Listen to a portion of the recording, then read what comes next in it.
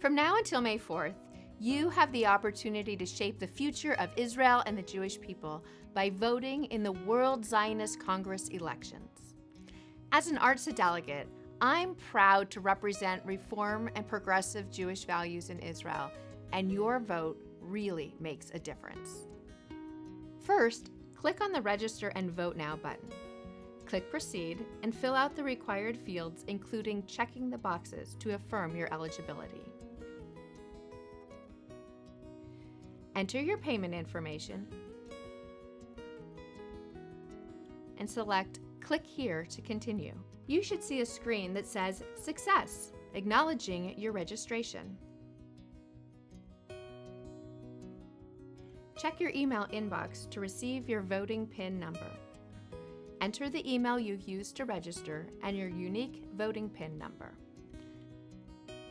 Select Vote Reform, the third option on the ballot, and select Continue at the bottom of the page. Review your ballot and select Vote. Thank you for voting with me and making an impact on Israel's future.